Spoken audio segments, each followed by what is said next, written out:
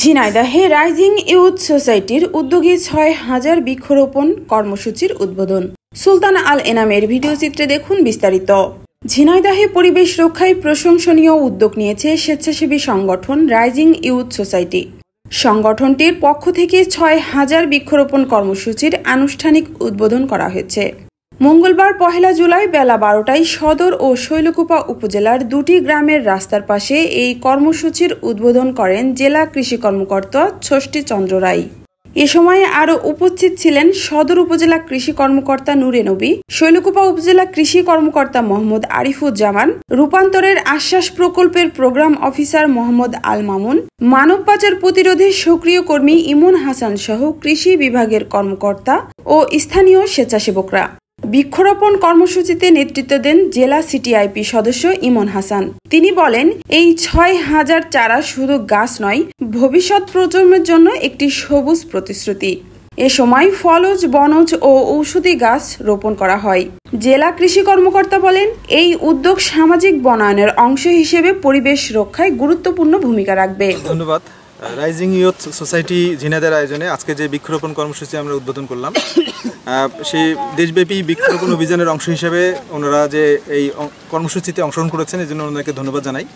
সেই সাথে আমরা কৃষি সম্প্রসারণ অধিদপ্তর বৃক্ষরোপণের জন্য, বৃক্ষ পরিচর্যা এবং বৃক্ষ সংরক্ষণের জন্য আমরা বিভিন্ন কার্যক্রম গ্রহণ করে থাকি।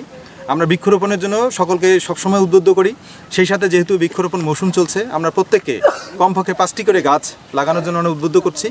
সেই সাথে গাছগুলোর জন্য পরিচর্যা করা যায় সে ব্যাপারে আমাদের কারিগরি সহায়তা, কারিগরি পরামর্শ সেগুলো আমরা প্রদান করে চলেছি এবং বৃক্ষ রোপণের পাশাপাশি বৃক্ষের যে পরিচর্যা সেক্ষেত্রেও আমরা কাজ করে চলেছি। রাইজিং ইউথ সোসাইটির প্রতিষ্ঠাতা জানান, জেলার বিভিন্ন স্থানে পর্যায়ক্রমে এই ৬,০০০ গাছ রোপণের মাধ্যমে পরিবেশ রক্ষা ও জলবায়ু পরিবর্তন মোকাবেলায় অবদান রাখতে চান তারা। গাছের চারা লাগানোর উদ্দেশ্যটা হচ্ছে, আমাদের রাইজিং ইউথ সোসাইটি স্বেচ্ছাসেবী সংগঠন, আমরা এই বছর ২০২৫ সালে ৬,০০০ বৃক্ষরোপণ কর্মসূচির উদ্যোগ নিয়েছি। এই উদ্যোগটা নেওয়ার পিছনের প্রধান উদ্দেশ্য হচ্ছে আমাদের জলবায়ু পরিবর্তন। কারণ আমরা দীর্ঘদিন ধরে আমাদের বাংলাদেশের বিশেষ করে এই কৃত্রিমতার কারণে শহরের জীবনযাত্রার মান অতিরিক্ত হওয়ার কারণে আমরা বৃক্ষ থেকে সরে এসেছি এবং প্রকৃতি থেকে আমরা অনেকটা সরে এসেছি, যার কারণে প্রাকৃতিক বিপর্যয় হচ্ছে। এখন গাছ নিধন চলছে কিন্তু গাছ লাগানো হচ্ছে না। অতিমাত্রায় জনসংখ্যা বৃদ্ধির কারণে কাঠের গাছগুলো কাটা হচ্ছে কিন্তু বৃক্ষরোপণ সেভাবে হচ্ছে না। এই জন্য অক্সিজেন সংকট হচ্ছে, যার কারণে আমাদের শরীর স্বাস্থ্যর বিভিন্ন ধরনের মানসিক অবক্ষয়গুলো দিন দিন আমরা লক্ষ্য করতে পারছি।